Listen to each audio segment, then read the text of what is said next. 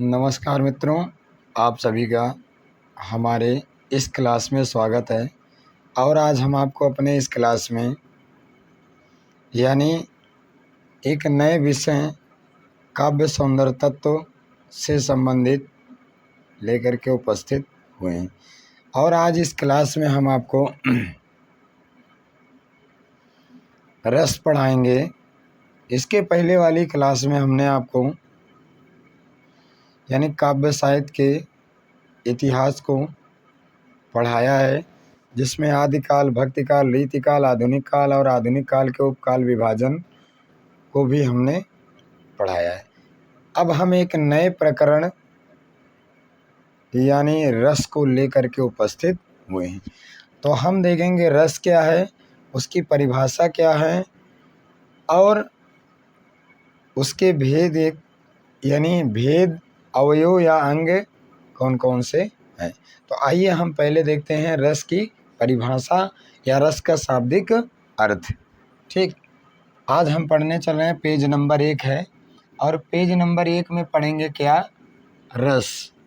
आज हम पढ़ने क्या चल रहे हैं, रस पढ़ने चल रहे हैं। ठीक, रस।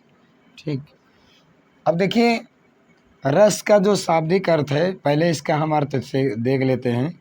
रस का शाब्दिक अर्थ, ठीक, क्या है, रस का शाब्दिक अर्थ यानी रस का शाब्दिक अर्थ, रस का शाब्दिक अर्थ। तो रस का शाब्दिक अर्थ होता है क्या, आनंद।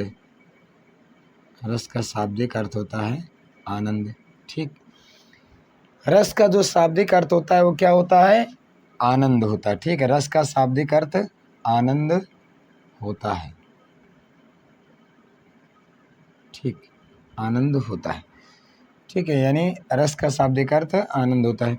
अब आनंद को भी हम देख लेते हैं। आनंद दो प्रकार का होता है। ठीक, यानी आनंद के भी हम प्रकार देख लेते हैं, कौन कौन सा। तो इसके भी दो प्रकार होते हैं। पहला जो हो जाता है वह होता है कौन सा, शारीरिक आनंद। शारीरिक आनंद। और दूसरा जो है वह है मानसिक आनंद। मानसिक आनंद। मानसिक आनंद, शारीरिक आनंद और मानसिक आनंद, इसकी हम केवल क्या है, वह आनंद जो शरीर के द्वारा प्राप्त हो उसे क्या कहते हैं, शारीरिक आनंद कहते हैं। वह आनंद जो मन के द्वारा प्राप्त हो, मतलब क्या है, मानसिक क्रियाओं के द्वारा प्राप्त हो, उसे कहते हैं यानी क्या, मानसिक आनंद कहते हैं। वह आनंद जो शारीरिक क्रियाओं के द्वारा हृदय को अनुभूत हो उसे क्या कहते हैं, शारीरिक आनंद। और शारीरिक आनंद में जैसे क्या है, यानी नृत्य करना, नाचना, या किसी के कोमल शरीर का चुंबन करना, या फिर किसी के शरीर का स्पर्श होना, ये क्या है, शारीरिक आनंद है। ठीक, यानी वह आनंद जो शरीर की क्रियाओं के द्वारा, मतलब शारीरिक क्रियाओं के द्वारा प्राप्त हो उसे कहते हैं शारीरिक आनंद। और वह आनंद जो मानसिक क्रियाओं के द्वारा प्राप्त हो, ठीक है, यानी मन को आनंदित कर दे, मन के द्वारा हृदय को आनंदित कर दे, उसे कहते हैं मानसिक आनंद। अब मानसिक आनंद के उधर में क्या है, जैसे इसके जो अंतर्गत क्या आता है, जैसे नृत्य करना, नृत्य करना, या चुंबन करना, चुंबन करना, ठीक, या शरीर का स्पर्श होना, शरीर का स्पर्श होना। ठीक, ये सब क्या है, शारीरिक आनंद है। उसके बाद मानसिक आनंद का मतलब होता है जैसे पुस्तकों को पढ़ना, पुस्तकों को पढ़ना, ठीक, या कथा, कहानी आदि को सुनना। ठीक, आदि को क्या है, सुनना। ये सब क्या है? ये सब मानसिक आनंद है। यानी क्या शारीरिक आनंद क्या है? शारीरिक आनंद जैसे नृत्य करना, नाचने में भी किसी को आनंद आता है। और चुंबन करना यानी क्या है? जैसे छोटे बच्चों के यानी क्या है? गाल का चुंबन करना। उसके बाद फिर क्या? शारीरिक यानी शरीर का स्पर्श होना, किसी से के शरीर से किसी के शरीर का स्पर्श होना भी शारीरिक आनंद है। उसके बाद पुस्तकों का पढ़ना, यानी पुस्तकों को पढ़ करके जो मन आनंदित होता है उसे मानसिक आनंद। कथा कहानी आदि को सुन कर या देख करके या नाटक आदि को देख करके जो आनंद प्राप्त होता है उसी को मानसिक आनंद कहते हैं। ये तो हो गया क्या है? मानसिक आनंद। अब हम इसके कुछ मूल बिंदु होते हैं, यानी क्या? रस से संबंधित मूल क्या तथ्य? रस से संबंधित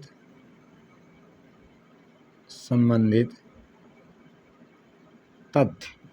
अब रस से संबंधित तथ्य कौन कौन से, इनको हम ही देख लेते हैं। जैसे रस से संबंधित तथ्य में पहला तथ्य हम देखते हैं क्या है। पहला जो तथ्य है, रस की विस्तृत विवेचना। सबसे पहले रस की विस्तृत विवेचना, यानी रस की विस्तृत विवेचना सबसे पहले यानी रस की विस्तृत विवेचना सबसे पहले भरत मुनि ने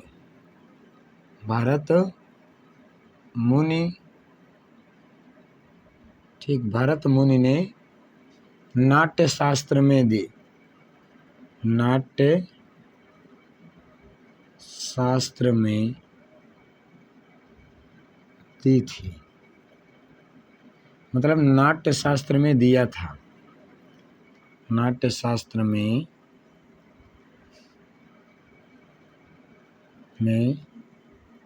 दिया था। ठीक। दूसरा तथ्य रस को काव्य की आत्मा सबसे पहले। रस को काव्य की आत्मा। ठीक। रस को काव्य की आत्मा सबसे पहले यानी रस को काव्य की आत्मा सबसे पहले आचार्य विश्वनाथ ने घोषित की थी। आचार्य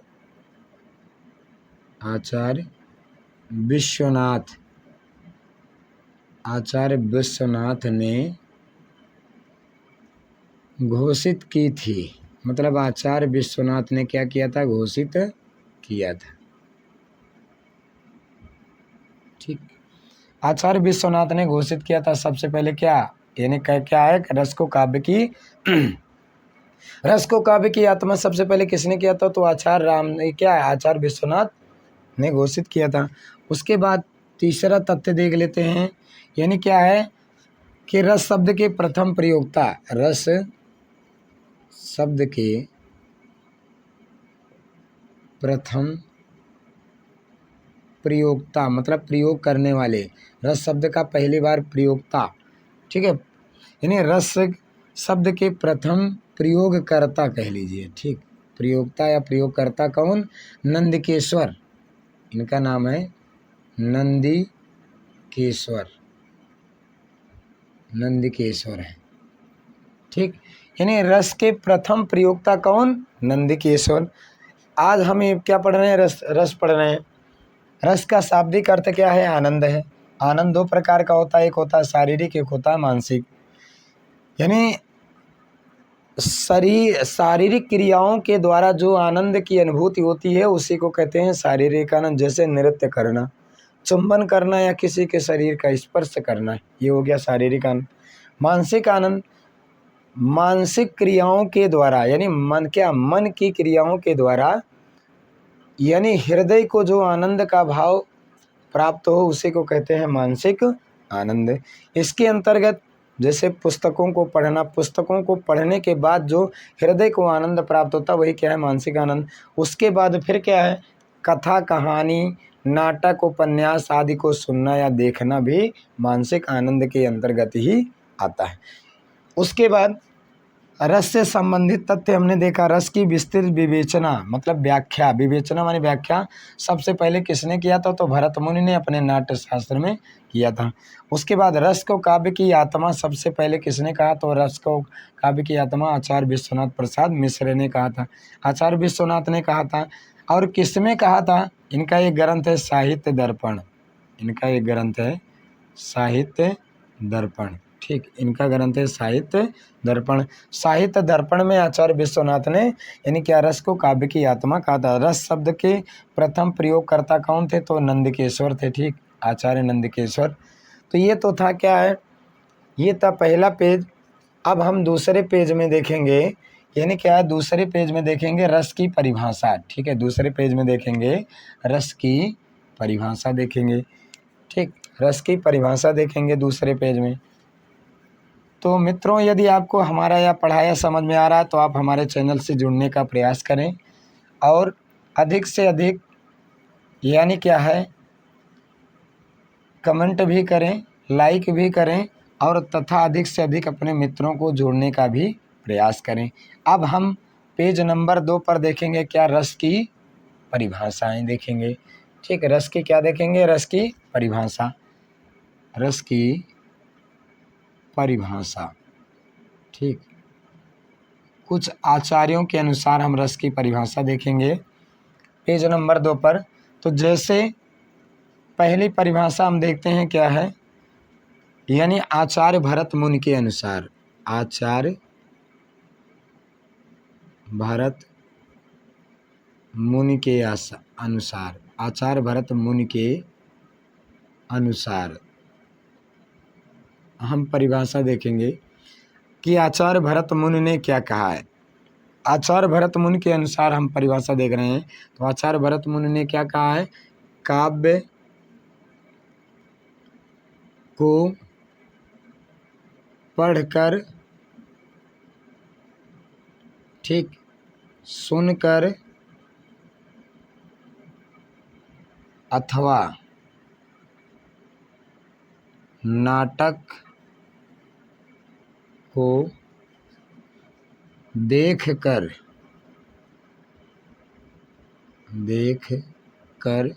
जिस आनंद की अनुभूति हो, जिस आनंद की अनुभूति हो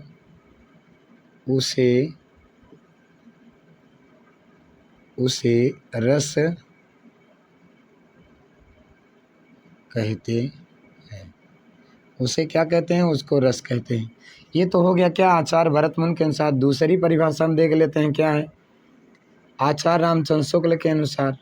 आचार्य रामचंद्र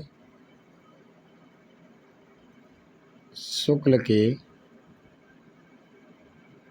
अनुसार, आचार्य रामचंद्र शुक्ल के अनुसार हम अगली परिभाषा देखेंगे। आचार्य रामचंद्र शुक्ल ने क्या परिभाषा किया है? आचार्य रामचंद्र शुक्ल ने कहा हृदय की मुक्तावस्था, हृदय की मुक्तावस्था, हृदय की मुक्तावस्था रस दशा कहलाती है। रस दशा कहलाती है। हृदय की मुक्तावस्था रस दशा कहलाती है। इसको ये परिभाषा किसने दी है? तो आचार्य रामचंद्र शुक्ल ने। तीसरी परिभाषा हम फिर देखते हैं। तीसरी परिभाषा देखते हैं नंदकेश्वर। ठीक, प्रथम प्रयोगकर्ता नंदकेश्वर की परिभाषा हम देखते हैं। नंदकेश्वर, ठीक, यानी क्या है? नंदकेश्वर की परिभाषा हम देखेंगे। तीसरी परिभाषा नंदकेश्वर ने क्या कहा है? नंदकेश्वर ने कहा है सरिते इति रसः, सरिते इति रसः। ठीक, अब सरिते माने नदी। ठीक, सरिता किसको कहते हैं? नदी। ठीक, यानी नदी की तरह इति माने होता है जो, यानी क्या ऐसा, यानी सरिते इसका अर्थ समझ लो, सरिते का मतलब नदी, इति माने ऐसा, रसा माने रस। यानी नदी क्या है, जो नदी की तरफ प्रवाहित हो उसे क्या कहते हैं, रस कहते हैं। मतलब जो प्रवाहित होती है, होता है, उसी को क्या कहते हैं, इसका अर्थ समझ लो, जो प्रवाहित होता है उसे रस कहते हैं, उसे रस कहते हैं। ये तो हो गया क्या, नंदकेश्वर का की परिभाषा हो गई। सरिते माने नदी, नदी की तरह जो प्रवाहित हो, इति माने ऐसा, रसा माने रस है। यानी जो नदी की तरह प्रवाहित हो उसे क्या कहते हैं, रस कहते हैं। ठीक, तो ये तो हो गए क्या, रस की परिभाषाएं। जिसमें पहली परिभाषा हमने देखा आचार्य भरत मुनि के अनुसार, काव्य को पढ़कर, सुनकर अथवा नाटक को देखकर जिस आनंद की अनुभूति होती हो उसे क्या कहते हैं, उसे रस कहते हैं। आचार्य रामचंद्र शुक्ल के अनुसार परिभाषा देखा, हृदय की मुक्त अवस्था रस दशा कहलाती है। मतलब हृदय की जो मुक्त अवस्था होती है वही क्या है, रस दशा कहलाती है। अगला नंदकेश्वर की परिभाषा हमने देखा, सरिते इति रसा। ठीक है, सरिते इति क्या है, रसा है। मतलब नदी की, जो नदी की तरह प्रवाहित हो वही क्या है, रस है। ठीक, जो नदी की तरह प्रवाहित हो वही क्या है, रस है। अगले पेज नंबर 3 में हम देखेंगे क्या, पेज नंबर 3 में देखेंगे, यानी क्या, रस की परिभाषा के बाद हम पेज नंबर 3 में देखेंगे रस के अवयव। ठीक, क्या देखेंगे, रस के अवयव देखेंगे, कौन कौन से, यानी रस के अवयव या अंग कौन कौन से हैं। ठीक, तो अब हम पेज नंबर 3 में देखते हैं रस के अवयव या तत्व, या आप कह लीजिए अंग कौन कौन से हैं। ठीक, पेज नंबर 3 में। उसी क्रम में अगला जो पेज है वह है पेज नंबर 3। पेज नंबर 3 में देख रहे हैं रस के अवयव एवं तत्व। रस के अवयव, अवयव कह लीजिए या इसी को तत्व कहिए या इसी को अंग। ठीक, यानी रस के अवयव या तत्व या अंग। अब हम देखेंगे रस के अवयव कितने होते हैं, तो यानी क्या है, यानी ब्रैकेट में देखें रस के अवयव जो होते हैं, रस के अवयव बराबर 4। मतलब इनकी संख्या कितनी होती है, 4 होती है। रस के जो अवयव होते हैं वो कितने होते हैं, 4 होते हैं। इसको ऐसे लिख सकते हैं, यानी रस के मुख्यतः 4 अवयव होते हैं। ठीक, अब इसको हम एक ग्राफ के माध्यम से देखेंगे, यानी क्या है, रस के अवयव को हम एक ग्राफ के माध्यम से देखेंगे। ठीक, यानी या इसको ऐसे लिख लेते हैं, रस के अवयव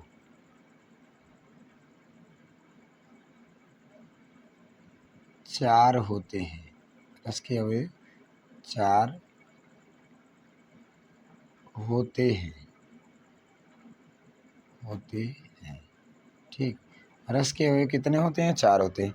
अब इसको हम एक ग्राफ के माध्यम से देखेंगे। ठीक है, एक ग्राफ के माध्यम से इसको देखेंगे चारों अवयव को, जिसमें पहला है अस्थाई भाव। पहला कौन सा है, अस्थाई भाव। दूसरा विभाव। तीसरा अनुभाव, और चौथा इसी क्रम में संचारी भाव। ठीक, पहला अस्थाई भाव, दूसरा विभाव, तीसरा अनुभाव और चौथा संचारी भाव। अब हम अस्थाई भाव देख लेते हैं कौन कौन से हैं। ठीक, मतलब अस्थाई भाव कौन कौन से हैं। तो देखिए, भरत मुनि ने अपने नाट्य शास्त्र में अस्थाई भावों की संख्या कितनी मानी है, 9 मानी है। तो पहले 9 देखेंगे, उसके बाद के रस साहित्यकारों ने, यानी रस निष्पत्तिकारों ने यानी रस के और कौन से अस्थाई भाव माने हैं, तो उसको भी हम बाद में देखेंगे। तो यानी क्या है, पहले हम यहाँ पर देखेंगे भरत मुनि के अनुसार,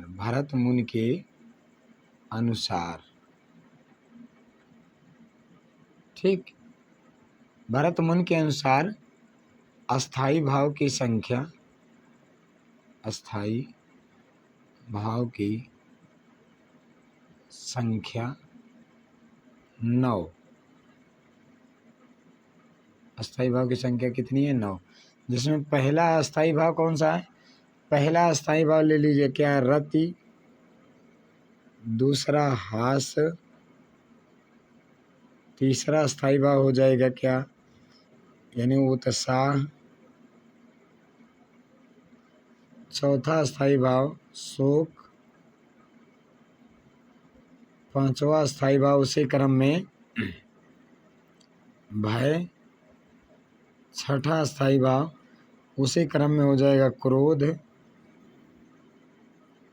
सातवां अस्थाई भाव, ठीक, यानी सातवां जो अस्थाई भाव है वह क्या है? विस्मय। विस्मय। आठवां अस्थाई भाव जो होगा वह होगा क्या? जुगुप्सा। जुगुप्सा। नौवां अस्थाई भाव निर्वेद। निर्वेद। उसके बाद जो माना है, यानी क्या, यहाँ तक तो क्या भरत मुनि का हो गया। उसके बाद 10वां जो हो जाएगा वह क्या हो जाएगा? 10वां अस्थाई भाव क्या है? वात्सल्य है। वात्सल्य है।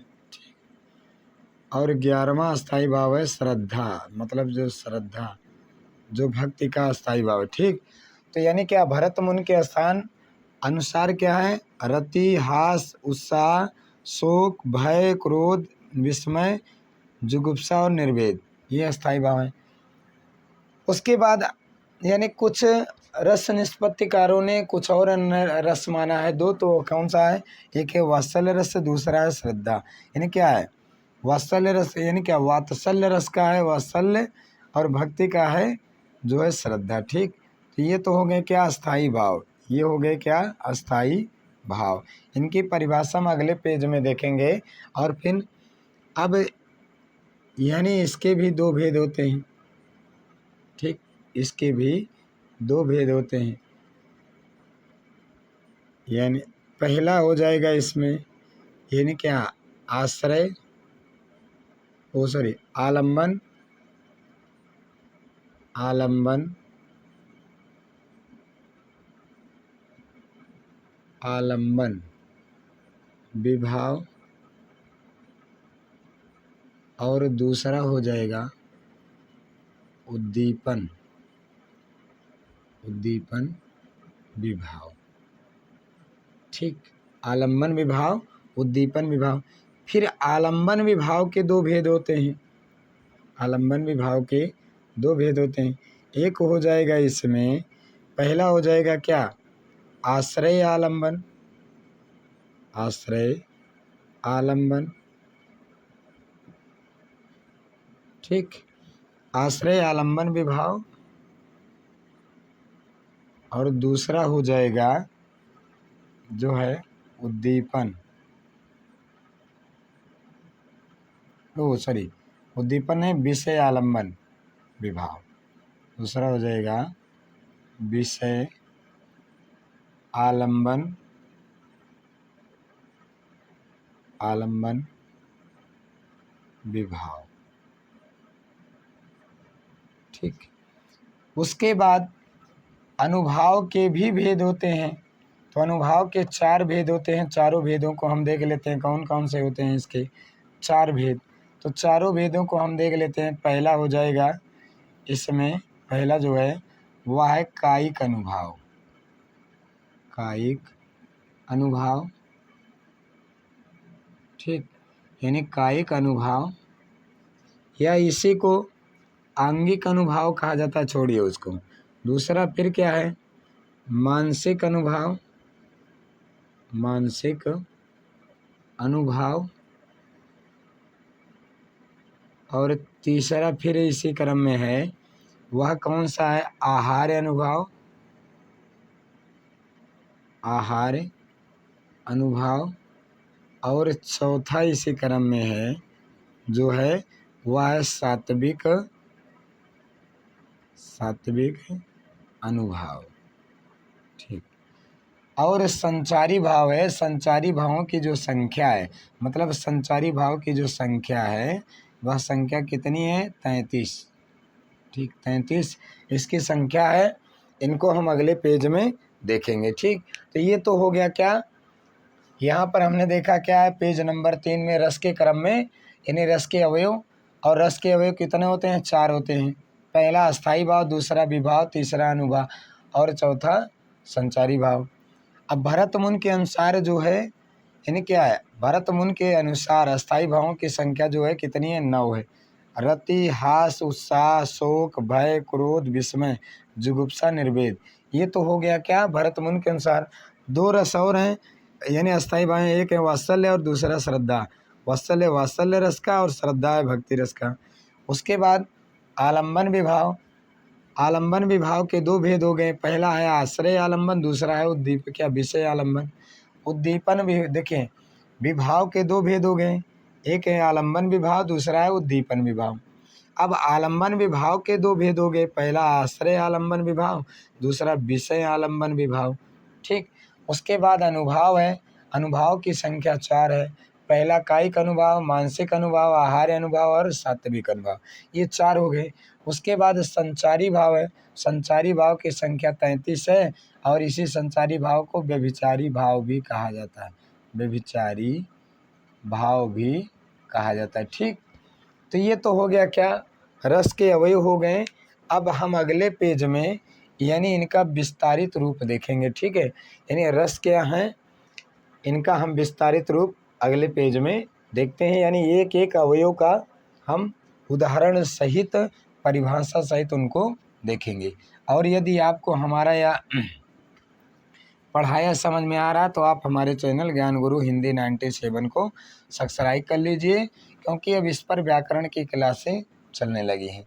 ठीक, तो आइए हम अगले में हम पढ़ते हैं रस के अवयव में। पहला जो अवयव है वह है क्या, अस्थाई भाव।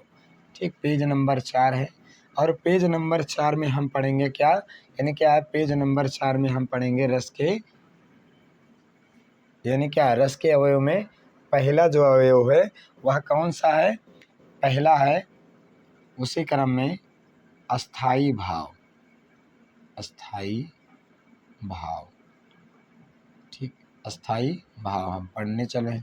अब अस्थाई भाव की पहले हम परिभाषा देखेंगे, मतलब इसकी पहले परिभाषा क्या होगी। ठीक, अब पहले अस्थाई भाव को समझ लीजिए। इस या 2 शब्दों के योग से बना है अस्थाई धन भाव। अस्थाई माने होता है जो अस्थाई हो, मतलब जो अस्थाई रहते हैं मानव शरीर में, जो क्या होते हैं, अस्थाई रहते हैं। और भाव माने विचार, ऐसे विचार जो मनुष्य के हृदय में, ऐसे भाव ऐसे गुण जो मनुष्य के हृदय में विद्यमान रहते हैं और अवसर पा करके स्वतः उत्पन्न हो जाते हैं, उसे अस्थाई भाव कहते हैं। ठीक है, ये तो हो गया क्या, अस्थाई भाव। अब इसकी हम परिभाषा देख लेते हैं क्या है अस्थाई भाव की। इसकी परिभाषा होगी, ठीक, वह भाव जो वह भाव जो मानव हृदय में, मानव हृदय में सुप्तावस्था में, सुप्तावस्था में, ठीक है, यानी सुप्तावस्था में विद्यमान हो, वह भाव जो मानव हृदय में सुप्तावस्था में विद्यमान होते हैं, विद्यमान हो और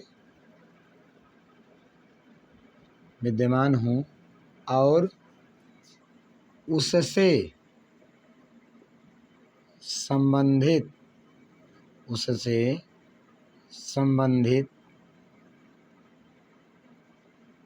अवसर पाकर स्वतः जागृत हो जाएं, उत्पन्न हो जाएं या जागृत हो जाएं, हो जाएं, उसे अस्थाई भाव कहते हैं। उसे अस्थाई भाव कहते हैं। उसे क्या कहते हैं? उसे अस्थाई भाव कहते हैं। ठीक, अब हम देख लेंगे एक उदाहरण क्या है, मतलब उदाहरण से इसको समझ लेते हैं। ठीक, अब ये क्या, पहले इनको हम समझते हैं, उसके बाद कौन कौन से अस्थाई भाव हैं किस रस के, उसको भी हम देखेंगे। ठीक, उसे अस्थाई भाव कहते हैं। जैसे जैसे आप समझ लीजिए, जैसे शेर को देखकर डरना। ठीक, यानी क्या है? शेर को देख करके डरना। यहाँ डरना क्या हो गया? यानी डरना का अर्थ होता है भयभीत होना, मतलब भय करना। ठीक, तो भय क्या हो गया? भय हो गया आपका अस्थाई भाव। ये क्या हो गया? भय आपका अस्थाई भाव हो गया। ठीक, ये हो गया क्या? अस्थाई भाव। अब हम देखेंगे, एक तरफ लिखिए अस्थाई, एक तरफ देखेंगे अस्थाई भाव। ठीक, एक तरफ अस्थाई भाव और दूसरी तरफ कौन से रस का है अस्थाई भाव, इसको भी देखेंगे। जिसमें पहला अस्थाई भाव रति, यानी रति का अर्थ होता है प्रेम। ठीक, अब इसके ये किस रस का है? तो यह है कौन सा? श्रृंगार रस।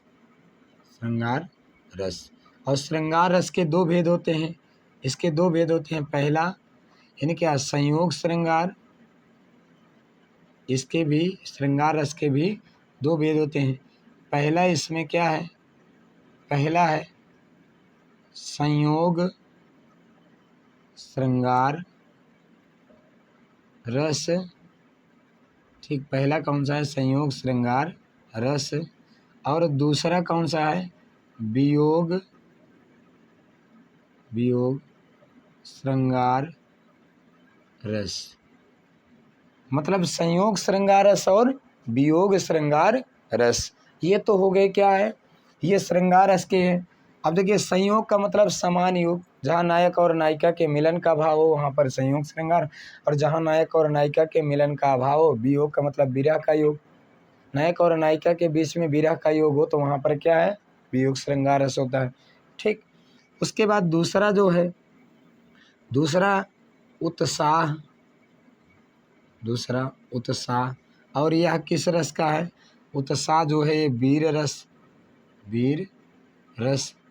ठीक, तीसरा उसी क्रम में है, तीसरा जो है उसी क्रम में, वह है शोक। अस्थाई भाव शोक है। और ये जो है करुण रस।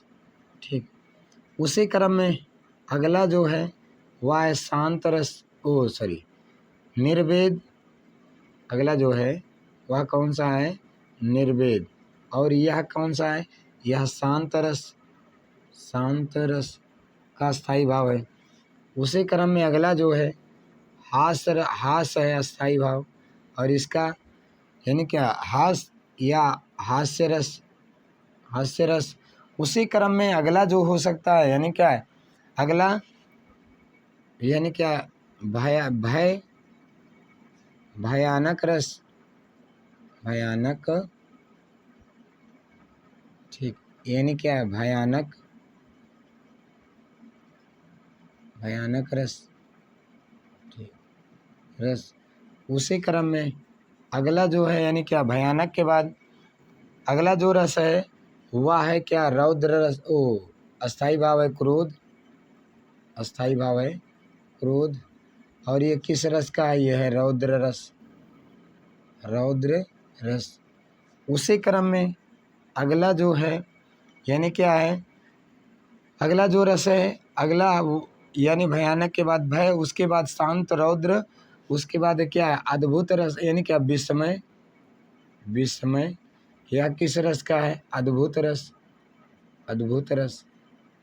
उसी क्रम में और भी कुछ रस हैं, उनको हम देखते हैं। जैसे 10वां, उसी क्रम में 10वां कौन सा है? 10वां है क्या है? यानी अस्थाई भाव है बीभत्स, नहीं, अस्थाई भाव है जुगुप्सा। अस्थाई भाव है जुगुप्सा। और किस रस का है? यह है बीभत्स रस। ठीक, बीभत्स ठीक, ये कौन सा है, किस रस का है, विभत्स रस का है। उसी क्रम में 11वां है, ठीक, यानी विभत्स रस हो गया, 11वां है वात्सल्य रस। नहीं, 1 2 3 4, यहाँ पर थोड़ा नंबरिंग में मिस्टेक हुआ है। ये हो जाएगा 4, ये हो जाएगा 5, ये हो जाएगा 6, और ये हो जाएगा 7, और ये हो जाएगा 8, यहाँ पर हो जाएगा 9, जुगुप्सा जो है 9 पर आएगा, और ये हो जाएगा 10। और क्या 10 पर क्या है, यानी 10वां जो रस है वह उसका जो अस्थाई भाव है वह कौन सा है, वात्सल्य है। वात्सल्य है, किस रस का है, वात्सल्य रस का है। ठीक, ये कौन सा है, वात्सल्य रस का है। ठीक, यानी क्या, इसका जो अस्थाई भाव ही लिखिए पहले, क्रम से रहे, यानी इसका जो अस्थाई भाव है वह क्या, वात्सल्यता। ठीक, ये किस रस का है, वात्सल्य रस का है। ठीक, वात्सल्य रस है। अगला जो है वह है श्रद्धा, अस्थाई भाव, ये है भक्ति रस का। ठीक, ये कौन सी रस का, भक्ति रस का है, भक्ति रस। ठीक, तो ये तो हो गया क्या, अस्थाई भाव, मतलब क्या है, अस्थाई भाव, यानी रस अवयव का पहला अवयव हो गया क्या, अस्थाई भाव। इसको एक बार हम रिपीट करते हैं, और ये पेज नंबर कौन सा था, ये पेज नंबर 4 था। ठीक, पेज नंबर 4 पर हम देख रहे हैं अस्थाई भाव। परिभाषा इसकी क्या, वह भाव जो मानव हृदय में सुप्तावस्था में विद्यमान हो और उससे संबंधित अवसर पाकर के स्वतः जागृत हो जाए, उसे क्या कहते हैं, उसे अस्थाई भाव कहते हैं। जैसे शेर को देख करके, यानी क्या, डरना, तो शेर को देख करके डरना, डरना क्या है, भय, भय करना का, और भय आ गया तो यहाँ भयानक रस हो गया, और यानी क्या, यही इसका अस्थाई भाव है। उसके बाद अस्थाई भाव कौन कौन से हैं, रति, उत्साह, शोक, निर्वेद, हास, भय, क्रोध, विस्मय, जुगुप्सा, वात्सल्य, और 11वां है श्रद्धा जो भक्ति रस का है। ठीक, अब संयोग श्रृंगार रस के दो भेद हैं, संयोग श्रृंगार और वियोग श्रृंगार। यानी क्या, संयोग श्रृंगार और वियोग श्रृंगार, ये श्रृंगार रस के भेद हैं। जहाँ नायक नायिका के मिलने का भाव हो उसे कहते हैं संयोग, और जहाँ बिछुड़ने का भाव हो वहाँ पर वियोग श्रृंगार। अगले पेज में हम देखते हैं जो है, यानी विभाव देखेंगे, और विभाव क्या है, उसके क्या भेद हैं, उनको हम देखेंगे। ठीक, पेज नंबर 5 पर देखेंगे विभाव। ठीक, एक एक पेज में एक एक भाव को हम देखते चलेंगे, यानी क्या, अवयवों को, जिससे कि क्लियर भी होता चले।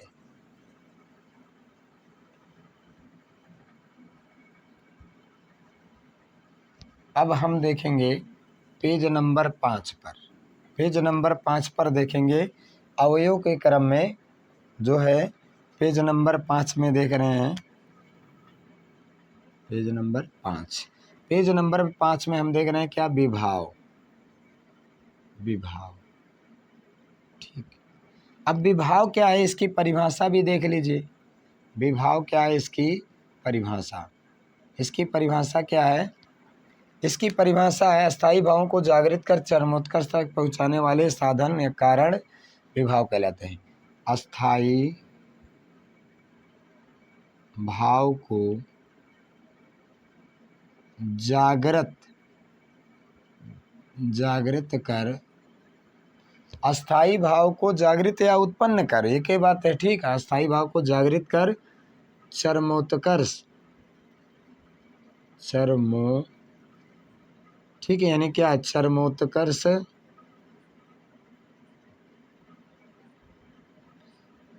ठीक है, चरमोत्कर्ष तक पहुंचाना, चरमोत्कर्ष तक पहुंचाना। ठीक, यानी क्या, चरमोत्कर्ष तक पहुंचाने वाले, ऐसा लिखिए, चरमोत्कर्ष तक पहुंचाने वाले साधन, ठीक, कारण आदि को विभाव कहते हैं, आदि को विभाव कहते हैं। ठीक, कहने का मतलब अस्थाई भाव को जो उत्पन्न करे वही क्या है, विभाव। यानी जिनके कारण अस्थाई भाव उत्पन्न हो और चरमोत्कर्ष यानी अंतिम उत्कर्ष तक पहुंच जाए, चरम माने श्रेष्ठ उत्कर्ष तक पहुंच जाए, वही क्या है, विभाव है। इसके भी दो भेद होते हैं। ठीक, अब हम देखेंगे क्या है, ये तो हो गई परिभाषा। उसके बाद क्या है, विभाव के भेद। विभाव के भेद, अब विभाव के भेद कौन कौन से हैं इसको देखेंगे। विभाव के दो भेद होते हैं। ठीक, विभाव के दो भेद। पहला आलंबन, आलंबन पहला है आलंबन विभाव, और दूसरा उद्दीपन, उद्दीपन विभाव। आलंबन विभाव, उद्दीपन विभाव। अब आलंबन विभाव की परिभाषा क्या होगी, इसको हम क्लियर कर लेते हैं। जिसका सहारा प्राप्त कर अस्थाई भाव जागृत होता है। आलंबन प्रभाव यानी कि आलंबन विभाव को आलंबन विभाव कहते किसे, इसको पहले जिसका सहारा प्राप्त कर, जिसका सहारा प्राप्त कर अस्थाई भाव जागृत होता है उसे आलंबन विभाव कहते हैं। आलंबन विभाव कहते, उसे क्या कहते हैं, उसे आलंबन विभाव कहते हैं। मतलब जिसका सहारा प्राप्त करके अस्थाई भाव जागृत होता है उसे क्या कहते हैं, उसे आलंबन विभाव कहते हैं। दूसरा फिर क्या है, उद्दीपन है। उद्दीपन जागृत हुए भाव को अधिक बढ़ाने वाले तत्व उद्दीपन कहलाते हैं। जागृत हुए भाव को, जागृत हुए भाव को अधिक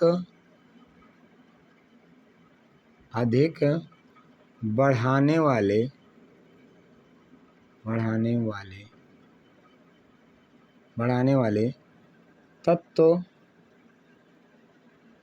ठीक है, उद्दीपन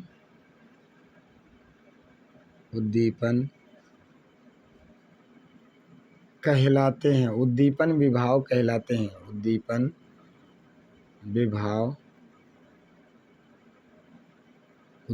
विभाव कहलाते हैं। ठीक, जागृत हुए भावों को अधिक बढ़ाने वाले क्या तत्व क्या कहलाते हैं, उद्दीपन विभाव कहलाते हैं। मतलब जागृत हुए भाव को अधिक जो बढ़ा दे वही क्या है, उद्दीपन कहलाता है। ठीक, जैसे शिव जी के धनुष को टूट जाने पर परशुराम के क्रोध को लक्ष्मण जी अपने वचनों से क्या करते हैं, बढ़ा देते हैं। तो लक्ष्मण जी का वचन क्या हो गया, उद्दीपन हो गया। परशुराम क्या हो गए, आश्रय हो गए। और उनका जो क्रोध बढ़ रहा है वो क्या हो गया, अस्थाई भाव हो गया। ठीक, आगे हम देखेंगे, यानी कि आगे हम उद्दीपन भी देखेंगे अगले पेज में और आलंबन भी देखेंगे। ठीक, अगले पेज में हम आलंबन भी देखेंगे और उद्दीपन भी देखेंगे। ठीक, तो पेज नंबर वो क्या होगा, वो पेज नंबर 6 पर हम देखेंगे आलंबन और उद्दीपन को। ठीक, आलंबन और उद्दीपन को हम अगले पेज में देख रहे हैं। ठीक है, और यदि आपको हमारा पढ़ाया समझ में आ रहा तो आप हमारे चैनल से जुड़ने का। पहला हम देखते हैं क्या है, पहला देखते हैं आलंबन विभाव।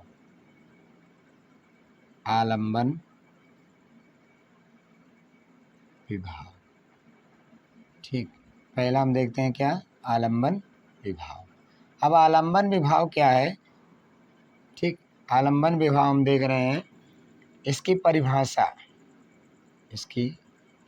क्या है, आलंबन विभाव, इसकी परिभाषा क्या है, जिसका सहारा प्राप्त कर अस्थाई भाव जागृत हो उसे, जिसका जिसका सहारा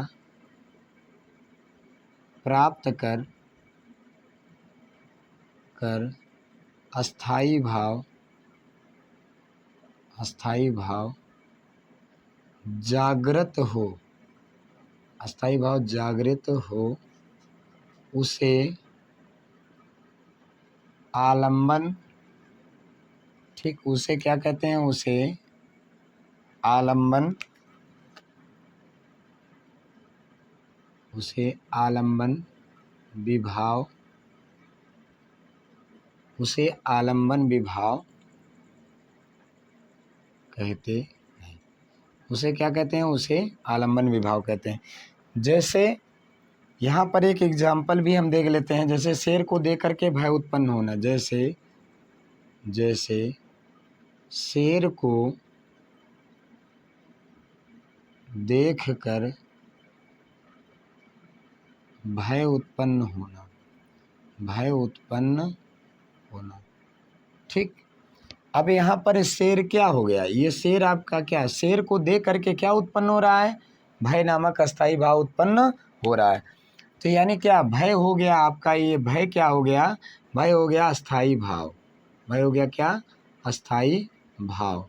अब किसके सहारे, मतलब कि जिसका सहारा प्राप्त कर, किसके सहारे, यानी भय उत्पन्न हो रहा है तो शेर के द्वारा उत्पन्न हो रहा है, शेर के सहारे उत्पन्न हो रहा है। तो शेर क्या हो जाएगा, ये शेर हो जाएगा आलम्बन विभाव। ये हो जाएगा क्या, आलम्बन विभाव हो जाएगा। शेर के ही माध्यम से, शेर के ही आधार से क्या उत्पन्न हो रहा है, भय नामक अस्थाई भाव उत्पन्न हो रहा है, इसलिए शेर हो गया क्या, आलम्बन विभाव, ठीक। और भय हो गया क्या, अस्थाई भाव। उसके बाद अगले पेज में हम देखते हैं क्या, या अगले पेज में यहीं पर हम देखते हैं आलम्बन विभाव के भेद। क्या देखते हैं, आलम्बन विभाव के भेद। अब हम देखेंगे क्या, आलम्बन विभाव के भेद कौन कौन से हैं। आलम्बन विभाव के भेद, तो आलम्बन विभाव के दो भेद हैं, ठीक। आलम्बन विभाव के दो भेद हैं। इसको हम एक ग्राफ के माध्यम से पहले भी देख सकते हैं और फिर इसको हम ग्राफ के ही माध्यम से देख रहे हैं। जैसे पहला है आलम्बन विभाव का, पहला जो है वह क्या है, आश्रय आलम्बन विभाव। पहला है आश्रय आलम्बन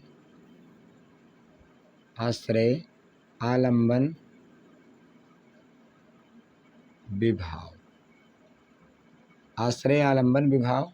और दूसरा उसी क्रम में है विषय आलम्बन विभाव,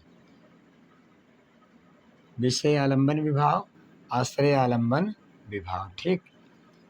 अब इसकी भी परिभाषा हम थोड़ा देख लेते हैं, ठीक। इनकी भी परिभाषा हम देख लेते हैं, आश्रय आलम्बन की और क्या विषय आलम्बन की, यहीं पर देख लेते हैं। इसकी परिभाषा हम देखते हैं आश्रय आलम्बन की, ठीक। इसकी परिभाषा को यहीं क्लियर कर लेते हैं, ठीक। इसकी परिभाषा है जिसके हृदय में भाव जागृत होता है, जिसके हृदय में अस्थाई भाव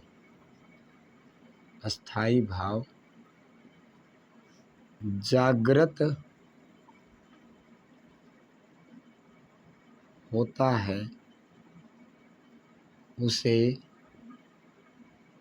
आश्रय आलम्बन कहते हैं, उसे आश्रय आलम्बन कहते हैं।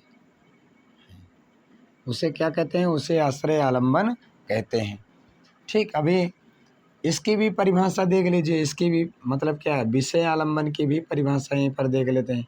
विषय आलम्बन क्या है, यानी जिसके कारण भाव जागृत होता है, जिसके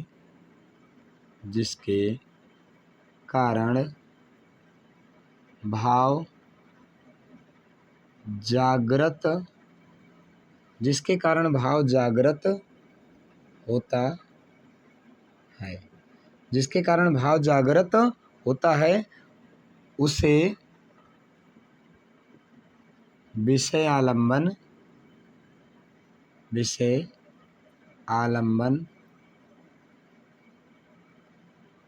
कहते हैं, उसे क्या कहते हैं? विषय आलम्बन कहते हैं। ठीक, अब एक उदाहरण है, लता ओट तब सकिन लखाए, श्यामल गौर किशोर सुहाए। ठीक है, लताओं के बीच से जब भगवान राम को क्या है, माता पार्वती को उनकी सखियों ने दिखाया, तो माता पार्वती को यानी माता पार्वती ने जब माता सीता जी ने जब रामचंद्र जी को देखा तो उनके हृदय में भगवान राम के प्रति प्रेम का भाव जागृत हो गया। ठीक, तो देखिए यानी क्या है, इसको हम देखते हैं, सीता को देखकर राम के हृदय में और राम को देख करके सीता के हृदय में। जैसे पहले हम उसको लिख लेते हैं, उसके बाद स्पष्ट कर लेंगे। ठीक, यानी क्या है, जैसे पंक्ति क्या है, लता ओट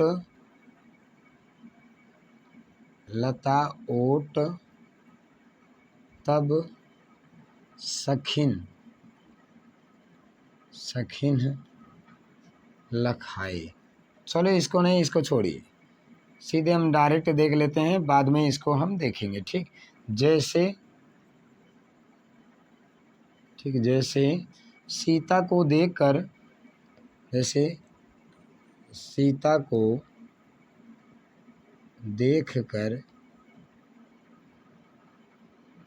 ठीक है, सीता को देखकर राम के हृदय में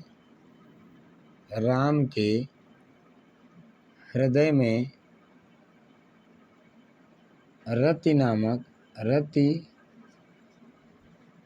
का भाव जागृत होना। रति का भाव क्या है? जागृत होना। अब यहाँ पर किसके हृदय में भाव जागृत हुआ? क्लियर? तो भाव किसके हृदय में जागृत हुआ? तो राम के हृदय में भाव जागृत हुआ। तो राम क्या हो गए? यहाँ पर राम हो गए आश्रय आलम्बन। राम हो गए क्या? आश्रय आलम्बन। किसको देकर, किसके कारण भाव जागृत हुआ? तो सीता जी के कारण भाव हुआ। तो सीता जी क्या हो गई? सीता जी हो गई क्या? विषय आलम्बन। विषय आलम्बन हो गई सीता जी। ठीक, मतलब जिसके कारण भाव जागृत हो वह हो गया विषय आलम्बन, और जिसके हृदय में भाव जागृत हो वो क्या है? आश्रय आलम्बन। एक और जैसे देख लीजिए, अजगर को देखकर राहगीर के हृदय में भय का जागृत होना। एक उदाहरण और देख लीजिए, यानी क्या है? अजगर को देखकर राहगीर के हृदय में भय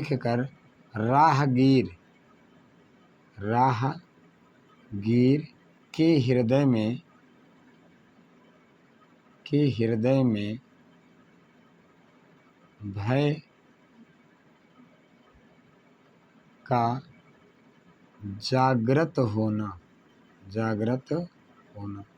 अब यहाँ पर भय का जागृत हो गया, तो देखिए किसके कारण भय जागृत हुआ? तो राहगीर हो गया क्या? राहगीर हो गया आश्रय आलम्बन। ठीक, आश्रय आलम्बन विभाव। और किसके कारण भाव जागृत हुआ? तो अजगर। तो अजगर क्या हो जाएगा? अजगर हो जाएगा यानी विषय आलम्बन विभाव। विषय आलम्बन विभाव। ठीक, तो ये तो हो गया क्या? ये तो हो गया क्या? आलम्बन विभाव। एक ही पेज में हमने देख लिया आलम्बन विभाव को। ठीक, उसके बाद हम अगले पेज में देखते हैं आलम्बन विभाव के यानी क्या है? विभाव का दूसरा भेद यानी क्या? उद्दीपन। ठीक, इसको एक बार रिपीट करते हैं। आलम्बन विभाव है, पेज नंबर 6 है। जिसका सहारा प्राप्त कर अस्थायी भाव जागृत हो, यानी जिसका सहारा प्राप्त करके अस्थायी भाव जागृत हो, उसे क्या कहते हैं? उसे कहते हैं आलम्बन विभाव कहते हैं। जैसे शेर को देख करके भय उत्पन्न होना, तो किसके कारण क्या भय उत्पन्न हुआ? तो शेर के कारण। तो शेर हो गया क्या? शेर हो गया आलम्बन। ठीक है, शेर हो गया क्या? आलम्बन हो गया। और भय क्या हो गया? अस्थायी भाव हो गया। ठीक, भय क्या है? अस्थायी भाव है। अब आलम्बन के भेद, आलम्बन के दो भेद हैं, एक है क्या? आश्रय आलम्बन, दूसरा है विषय आलम्बन। जिसके हृदय में अस्थायी भाव जागृत होता है उसे क्या कहते हैं? आश्रय आलम्बन कहते हैं। ठीक, और जिसके कारण भाव जागृत होता है उसे कहते हैं विषय आलम्बन। जैसे सीता को दे करके राम के हृदय में रति का भाव जागृत हुआ, तो रति का भाव किसके हृदय में जागृत हुआ? राम के। तो राम हो गए क्या? आश्रय आलम्बन। और सीता को दे करके उनके हृदय में भाव जागृत हुआ, तो सीता जी हो गई क्या?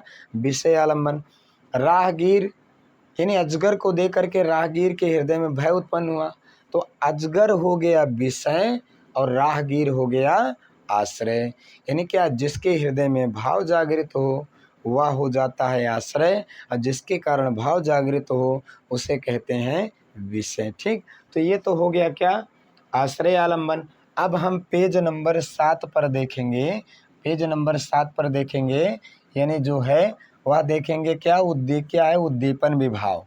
पेज नंबर 7, पेज नंबर 7 पर देखेंगे वो भी क्या है? उद्दीपन विभाव। ठीक, तो मित्रों एवं विद्यार्थियों, यदि आपको हमारा यह पढ़ाया समझ में आ रहा है तो आप हमारे चैनल ज्ञान गुरु हिंदी 97 को आप सब्सक्राइब करिए, लाइक भी करिए, और जहां आपको समझ में ना आए आप वहां पर कमेंट भी करिए। ठीक, तो अगला हम देखेंगे क्या? उद्दीपन विभाव। ठीक, उद्दीपन विभाव देखेंगे। उसके बाद उद्दीपन विभाव के बाद फिर बचेगा क्या है? अनुभाव, फिर संचारी भाव। ठीक, तो आज हम केवल यानी रस अवयव को विस्तारित रूप में देखेंगे, उदाहरण सहित समझते चलेंगे। ठीक, अगली क्लास से फिर मूलता रस यानी श्रृंगार रस को हम स्टार्ट करेंगे। तो पहले हम देखते हैं क्या है? उद्दीपन विभाव। उद्दीपन उद्दीपन विभाव पहले हम देख रहे हैं क्या? उद्दीपन विभाव। ठीक, ये दूसरा है विभाव के भेद में। अब इसकी परिभाषा हम देख लेते हैं। परिभाषा, इसकी परिभाषा क्या है? उद्दीपन विभाव की परिभाषा देखते हैं। देखिए परिभाषा, जिसके कारण भाव जागृत यानी जिसके कारण जागृत हुआ भाव और बढ़ जाए या चरमोत्कर्ष तक पहुंच जाए उसे कहते हैं उद्दीपन विभाव। जिसके कारण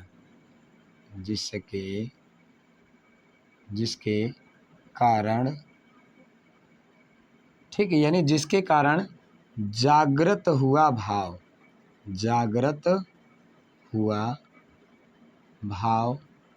मतलब जिसके कारण जागृत हुआ भाव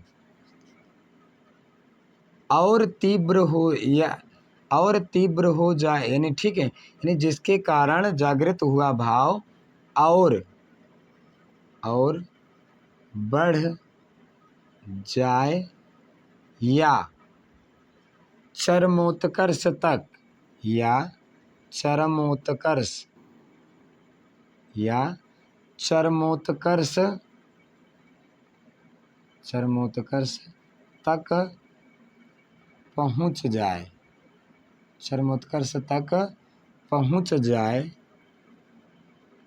जाए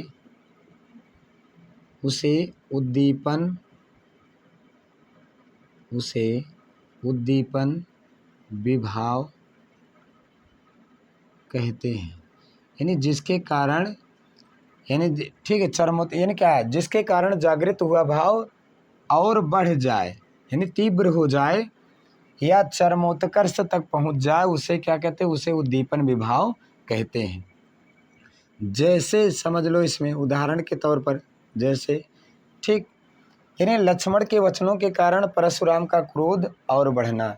जैसे देखिए, जब शिव जी का धनुष स्वयंवर सभा में भगवान रामचंद्र जी ने तोड़ दिया, तो धनुष के टूटने की आवाज़ जब परशुराम के कान पर पड़ी और उनको आभास हुआ कि ये तो शिव जी का धनुष टूटा है और उसी के टूटने से इतने विशाल ध्वनि निकली, तो वो तत्काल यानी स्वयंवर सभा में पहुँचे और फिर वो क्या क्रोध में आकर के कहने लगे कि मेरे धनुष यानी क्या शिव जी से प्राप्त मेरे धनुष को किसने तोड़ दिया।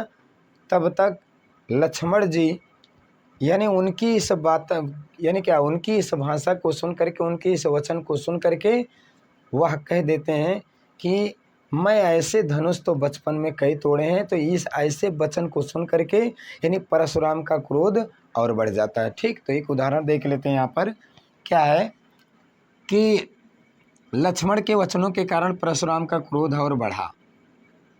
लक्ष्मण के वचनों के कारण परशुराम का क्रोध और बढ़ गया। एक तो वैसे वो क्रोध में आए थे, उसके बाद उसी में लक्ष्मण जी क्या ऐसी भाषा बोले कि उनका क्रोध और बढ़ गया। तो लक्ष्मण जी का जो यानी लक्ष्मण जी के द्वारा जो परशुराम का क्रोध बढ़ा, तो लक्ष्मण जी हो गए क्या, उद्दीपन विभाव। ठीक, अब यहाँ पर हम देखेंगे क्या है, यहाँ पर हो जाएगा क्या, ठीक, तीनों को क्लियर कर लेते हैं। जैसे परशुराम, ठीक, यहाँ पर क्या है, परशुराम, क्रोध और लक्ष्मण के वचन। ठीक, अब लक्ष्मण का जो वचन है यह क्या हो जाएगा, लक्ष्मण का वचन हो जाएगा उद्दीपन विभाव, उद्दीपन विभाव। ठीक, लक्ष्मण का वचन हो गया उद्दीपन विभाव। परशुराम क्या हो गए, परशुराम हो गए आश्रय आलंबन, आश्रय आलंबन। और क्रोध क्या हो गया, अस्थाई भाव हो गया, क्रोध क्या हो गया, अस्थाई भाव। ठीक, तीनों क्लियर, अस्थाई भाव भी मिल गया, विभाव आलंबन विभाव भी मिल गया। ठीक, यहाँ पर क्या है, पूरा लिख लेते हैं इसको, आलंबन विभाव, ये हो गया क्या, आलंबन विभाव क्लियर। और उसके बाद उद्दीपन विभाव भी क्लियर हो गया, जो हमको क्लियर करना चाहिए था। यानी लक्ष्मण के वचनों को सुन करके परशुराम जी का क्रोध क्या हो गया, बढ़ गया। अभी आपने क्या पढ़ा, जिसके कारण अस्थाई भाव क्या है, क्या है, यानी जिसके कारण क्या है पढ़ा, जिसके कारण जागृत हुआ भाव बढ़ जाए या चरमोत्कर्ष तक पहुंच जाए, उसे क्या कहते हैं, अस्थाई भाव कहते हैं। तो किसके कारण क्या परशुराम का क्रोध बढ़ा, लक्ष्मण जी के द्वारा। तो लक्ष्मण जी हो गए क्या, लक्ष्मण जी के वचन क्या हो गए, उद्दीपन हो गया। लक्ष्मण के वचन क्या हो गए, उद्दीपन, परशुराम आश्रय आलंबन, और क्रोध हो गया अस्थाई भाव। ये तो हो गया। एक उदाहरण और देख लेते हैं हम, जैसे शेर को देख करके भयभीत होना, यानी शेर को देख कर भयभीत होना, यानी शेर को देख करके भयभीत होना। ठीक, अब यहाँ पर शेर को देख करके क्या हो रहा है, भयभीत हो रहा है। ठीक, तो यहाँ पर इसको हम ऐसे समझेंगे जैसे भय। ठीक, भय क्या हो गया, अस्थाई भाव, अस्थाई भाव हो गया। ठीक, उसके कारण शेर के कारण भय उत्पन्न हुआ, तो शेर क्या हो जाएगा, शेर हो जाएगा, ठीक, विषय आलंबन, शेर हो गया क्या, विषय आलंबन, आलंबन, ठीक, विषय आलंबन हो गया। उसके बाद ठीक, यानी शेर को देख करके भयभीत होना, यानी राहगीर को भयभीत होना, तो यहाँ पर राहगीर, ठीक, यहाँ पर हो जाएगा राहगीर। तो राहगीर क्या हो जाएगा, राहगीर हो जाएगा आश्रय आलंबन, राहगीर हो गया क्या, आश्रय आलंबन हो गया, आलंबन, राहगीर हो गया आश्रय आलंबन। उसके बाद फिर क्या है, शेर, यानी जब मनुष्य को देखेगा तो क्या करेगा, यानी शेर का, यानी कह लीजिए दहाड़ना। ठीक, यानी शेर का क्या है, दहाड़ना। ठीक, दांत दिखाना, दांत दिखाना, दौड़ना, ये सब क्या हो गए, ये सब हो जाएंगे उद्दीपन, उद्दीपन विभाव, ये सब हो जाएंगे क्या, उद्दीपन विभाव।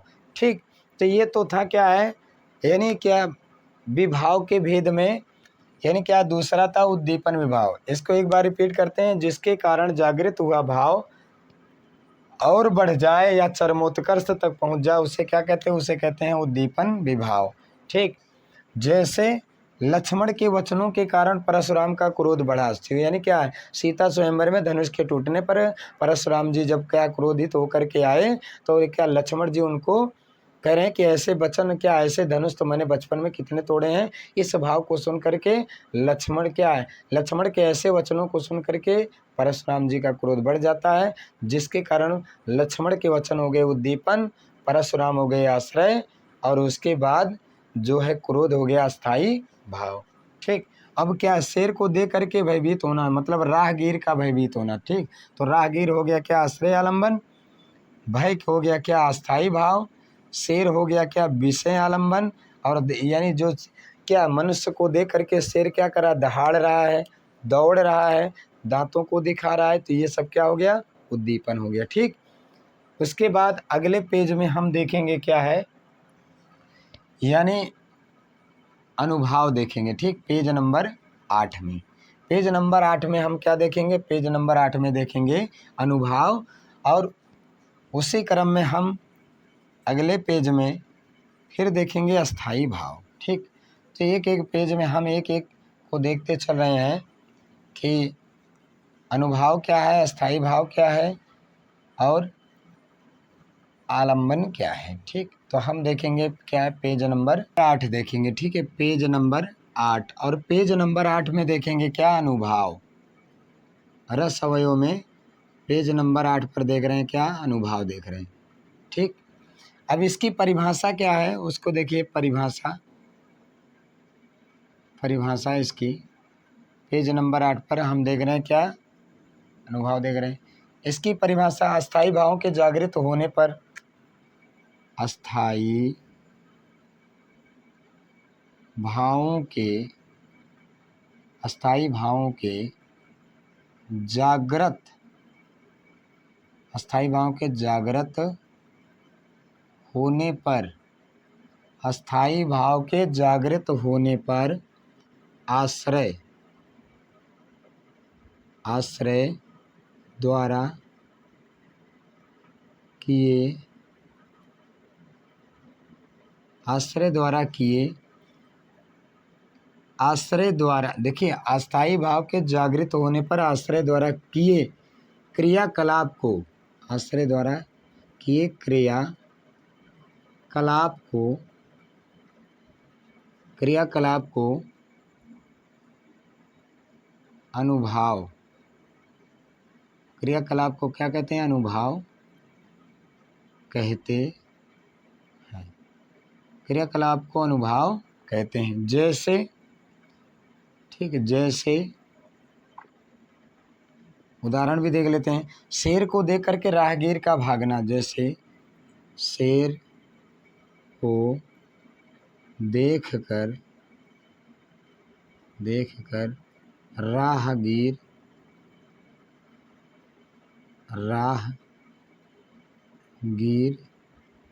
का भागना, राहगीर का भागना। अब यहाँ पर क्लियर करना है कि कौन क्या है। ठीक है, आश्रय अनुभाव कौन सा है, देखिए शेर को देख करके, शेर को देख करके शेर क्या हो गया, अभी देखा था, तो शेर हो जाएगा क्या, विषय आलंबन, शेर क्या हो जाएगा, विषय आलंबन। ठीक, इसी के कारण तो ये हो जाएगा क्या, विषय आलंबन, शेर हो गया विषय आलंबन। राहगीर क्या हो गया, राहगीर हो गया क्या, आश्रय आलंबन, आश्रय आलंबन, आलंबन, मतलब जिसके कारण भाव जागृत हो उसे कहते हैं विषय, और जिसके हृदय में भाव जागृत हो उसे कहते हैं आश्रय आलंबन। ठीक, और उसके बाद क्या है, भागना, भागना, रोना, चिल्लाना, चीखना, ये सब क्या है, भागना हो गया, रोना हो गया, और उसके बाद चिल्लाना इसी में। ठीक, चिल्लाना, ये सब क्या है, भागना, रोना, चिल्लाना, ये तीनों हो जाएंगे क्या, ये तीनों हो जाएंगे जो है यानी अनुभाव, ये क्या हो जाएंगे, अनुभाव। ठीक, इसी को कहेंगे क्या, अनुभव कहेंगे। और भागना, रोना, चिल्लाना, ये सब क्या, अनुभव माने तो अनुभव हुआ। ठीक, यानी अस्थाई भाव के जागृत होने पर आपको क्या महसूस हुआ, अनुभव हुआ। ठीक, तो ये हो गया क्या, अनुभव। अब देखते हैं अनुभाव के भेद, हम देखेंगे क्या, अनुभाव के भेद, अनुभाव के भेद। ठीक, अनुभाव के मूलतः 4 भेद होते हैं। ठीक, अनुभाव के मूलतः मुख्यतया, ऐसा देखिए, मुख्यतः 4 भेद होते हैं। 4 भेद होते हैं। ठीक, अब इसको एक डायग्राम के माध्यम से देखते हैं 4 भेद कौन कौन से हैं। चारों भेद हम देख लेते हैं। पहला हो जाएगा, उसी क्रम में पहला क्या है, मानसिक अनुभाव। मानसिक अनुभाव, इसी को ही वाचिक अनुभाव भी कहा जाता है। इसी को वाचिक अनुभाव भी कहा जाता है। ठीक, मानसिक अनुभाव या वाचिक अनुभाव। उसी क्रम में दूसरा जो है, ठीक, दूसरा क्या है, कायिक या इसी को आंगिक, आंगिक माने अंग से, आंगिक अनुभाव भी कह सकते हैं। कायिक अनुभाव या आंगिक अनुभाव। तीसरा उसी क्रम में है। ठीक, तीसरा जो है वह है आहार, आहार अनुभाव। और चौथा जो है उसी क्रम में, चौथा जो है वह है क्या, सात्विक अनुभाव। सात्विक अनुभाव। ठीक, तो ये तो हो गया क्या, ये हो गया क्या, अनुभाव। ठीक, एक ही पेज में अनुभाव हो गया। अब इनकी अगले पेज में हम इनकी थोड़ी परिभाषा देखेंगे, उदाहरण देखेंगे। ठीक, कि कायिक अनुभाव क्या है, मानसिक अनुभाव क्या है, सात्विक अनुभाव क्या है, इसको हम अगले पेज में देखते हैं। एक बार इसको रिपीट करते हैं। आज हम पढ़ रहे हैं क्या, रस पढ़ रहे हैं। रस में 8वां पेज है और क्या 8वें पेज में पढ़ रहे हैं अनुभाव। अनुभाव की परिभाषा क्या, अस्थायी भाव के जागृत होने पर आश्रय द्वारा किए क्रियाकलापों को अनुभाव कहते हैं। अस्थायी भाव के जागृत होने पर आश्रय के द्वारा किए गए क्रियाकलापों को क्या कहते हैं, अनुभाव कहते हैं। ठीक, जैसे शेर को देख करके राहगीर का चिल्लाना। यहाँ शेर को देख करके राहगीर का चिल्लाना क्या हो गया, चिल्लाना ही क्या है, अनुभाव है। ठीक, उसके बाद अनुभाव के भेद क्या है, अनुभाव के 4 भेद होते हैं। ठीक है, कितने भेद, 4 भेद होते हैं। पहला मानसिक अनुभाव या वाचिक अनुभाव, कायिक या आंगिक अनुभाव, आहार अनुभाव और सात्विक अनुभाव। ठीक, ये 4 भेद होते हैं। अब इनको हम चारों को अगले पेज में देख लेते हैं। ठीक, एक एक को अगले पेज में हम देख लेते हैं। यानी अनुभाव के चारों भेदों को हम क्या है, अगले पेज में देखते हैं। ठीक, और यदि आपको हमारा यह पढ़ाया समझ में आ रहा है तो आप हमारे चैनल ज्ञान गुरु हिंदी 97 को सब्सक्राइब कर लीजिए, क्योंकि इस पर अब व्याकरण की निरंतर क्लासें चलेंगी और जब तक पूरा व्याकरण समाप्त नहीं हो जाएगा तब तक दूसरा कोई टॉपिक नहीं चलेगा। ठीक, तो आइए हम पहला क्या देखते हैं। पहला जो है, पहला है वाचिक या मानसिक अनुभाव। पहला कौन सा है, वाचिक या मानसिक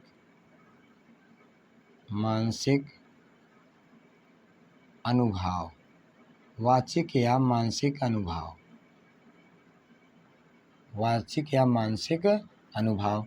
इसकी परिभाषा देखिए, इसकी परिभाषा क्या है, मानसिक या वाचिक अनुभाव की परिभाषा देखिए, अस्थाई भाव के जागृत होने पर आश्रय द्वारा बोलकर व्यक्त की गई भावनाएं वाचिक अनुभाव है। यानी क्या है, अस्थाई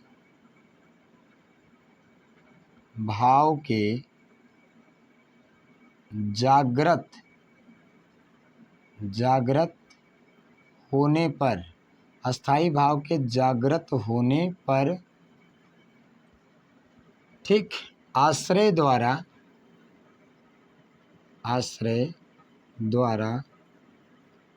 बोलकर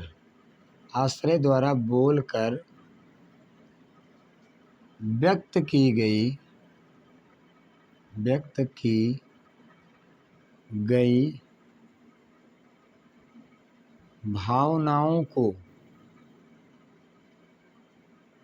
भावनाएं, ऐसा लिखिए, ठीक, व्यक्त की गई भावनाएं वाचिक या मानसिक अनुभाव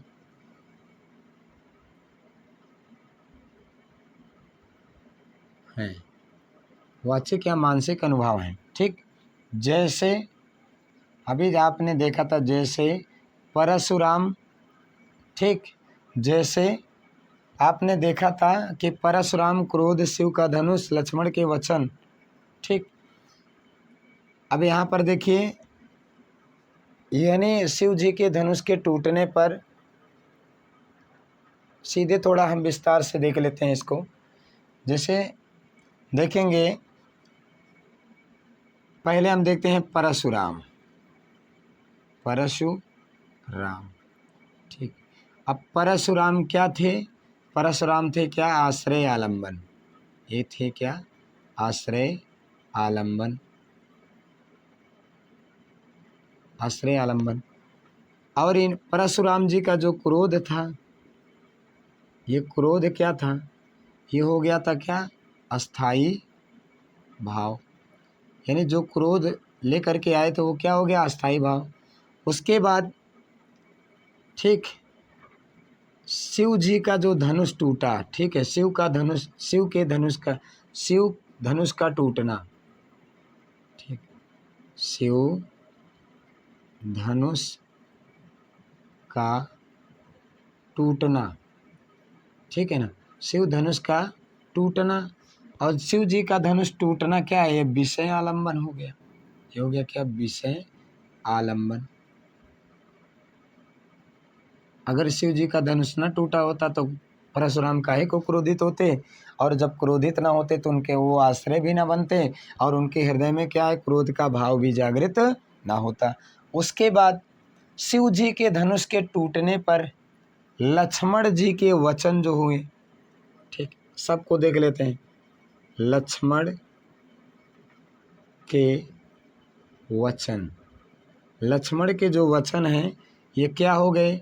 ये हो गए उद्दीपन, ये हो गए उद्दीपन, ठीक, ये हो गए क्या? उद्दीपन विभाव। भाई ये क्या? विषय आलंबन है, ठीक। और ये हो गया क्या? आश्रय आलंबन विभाव, ठीक। यानी ये हो गए क्या? आश्रय आलंबन विभाव, और ये हो गए क्या? विभाव, ठीक है, इसमें पूरा लिख लीजिए।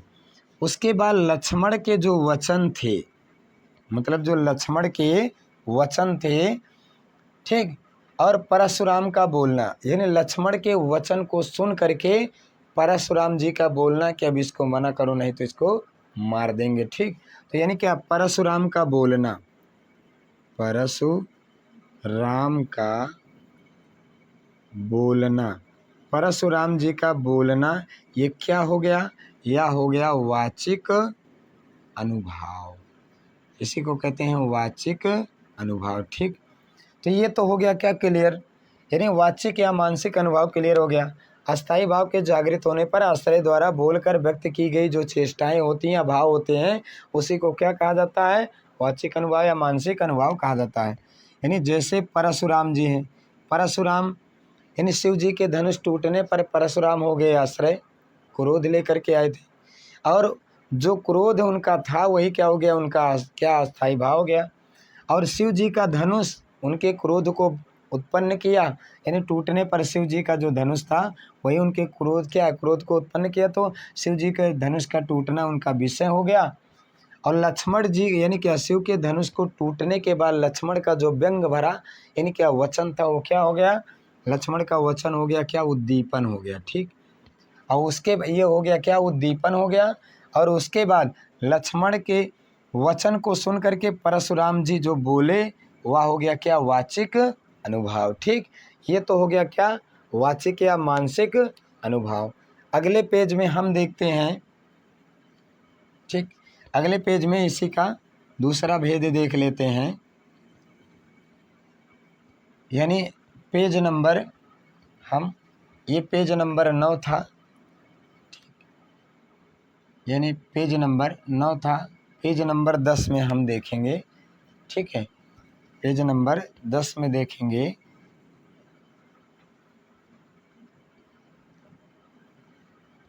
ठीक।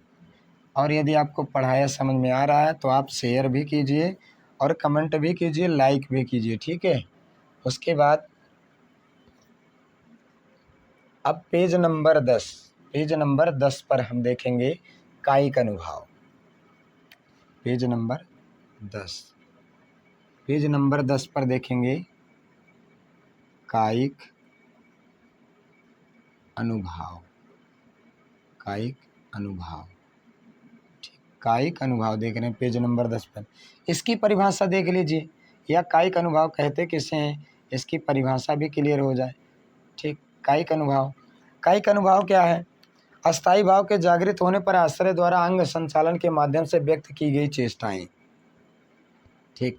परिभाषा देखिए, परिभाषा है इसकी, ठीक। यानी क्या? अस्थायी भावों के, अस्थायी भावों के जागृत, अस्थायी भावों के जागृत होने पर, होने पर आश्रय, आश्रय द्वारा, आश्रय द्वारा, आश्रय द्वारा अंग संचालन, मतलब अंगों को संचालन में चला करके, अंग संचालन, अंग संचालन के माध्यम से, अंग संचालन के माध्यम से व्यक्त की गई चेष्टाएं, व्यक्त की गई चेष्टाएं, व्यक्त की गई चेष्टाएं कायिक अनुभाव, कायिक अनुभाव कहलाती हैं, कायिक अनुभाव कहलाती हैं, ठीक। अस्थायी भावों के जागृत होने पर आश्रय द्वारा अंगों को चला करके, यानी अंगों को ऐसे इशारे में या चला करके, यानी जो, यानी अंगों को चला करके जो चेष्टाएं व्यक्त की जाती हैं उसी को क्या कहते हैं? उसी को कहते हैं कायिक अनुभाव। कायिक माने था काया धनिक, काय माने शरीर, ठीक। यानी क्या है? अंगों को संचालित करके। उसके बाद जैसे थोड़ा एक उदाहरण के रूप में समझ लीजिए, समझते चलिए। जैसे सुनत लखन के बचन कठोरा, परस सुधारि धर्यों कर ढोरा, यानी क्या? मारने के लिए फरसे का सीधा करना, यानी क्या? ठीक। यानी यहाँ पर क्या हो जाएगा? परशुराम के द्वारा क्या? मारने के लिए फरसे का सीधा करना, परशु राम के द्वारा मारने के लिए, मारने के लिए फरसे का सीधा करना, फरसे का सीधा करना। अब देखिए, जब सीधा करेंगे, सीधा का मतलब क्या? अंगों से इशारा कर रहे हैं ना वो, यानी क्या? परशुराम कंधे पर लिए थे फरसे को, उसके वो हाथ में लिए थे और कंधे पर लिए थे। उसके बाद उन्होंने क्या किया? उस फरसे से मारने के लिए लक्ष्मण जी को क्या किया? उन्होंने अपने, यानी लक्ष्मण जी के ऐसे वचनों को उन्होंने क्या किया? लक्ष्मण जी के वचनों को सुन करके अपने फरसे को लक्ष्मण की तरफ, यानी क्या? इशारा कर दिया, यानी अंगों से संचालित करके उनकी तरफ इशारा किया। तो यही क्या हो गया? तो यहाँ पर क्या है? फरसे का सीधा करना, फरसे का सीधा करना क्या है? ये जो है कायिक अनुभाव है, इसी को कहते हैं कायिक अनुभाव, ठीक। यही क्या है? कायिक अनुभाव है, ठीक। उसके बाद अगला जो है वह है आहार्य अनुभाव, उसको भी हम देख लेते हैं। इसी में ही, यानी ये जो था ये था दूसरा, और तीसरे को भी हम इसी में देखते चलते हैं। अगला जो है वह है क्या, आहार। ठीक, अगला है आहार अनुभाव, आहार अनुभाव। ठीक, इसकी परिभाषा देखिए, इसकी परिभाषा है, इसकी परिभाषा है अस्थाई भाव के जागृत होने पर वेशभूषा के माध्यम से व्यक्त की गई चेष्टाएं आहार। अस्थाई भाव के जागृत, अस्थाई भाव के जागृत होने पर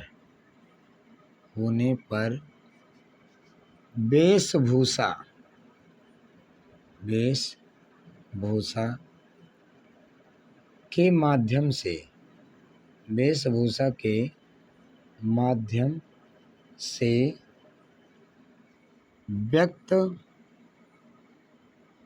वेशभूषा के माध्यम से व्यक्त की गई, ठीक, चेष्टाएं, क्रियाकलाप, चेष्टाएं आहार, आहार अनुभाव, आहार अनुभाव कहलाती है, आहार अनुभाव कहलाती है। ठीक, जैसे जैसे अति मलिन वृषभानु कुमारी, अति मलिन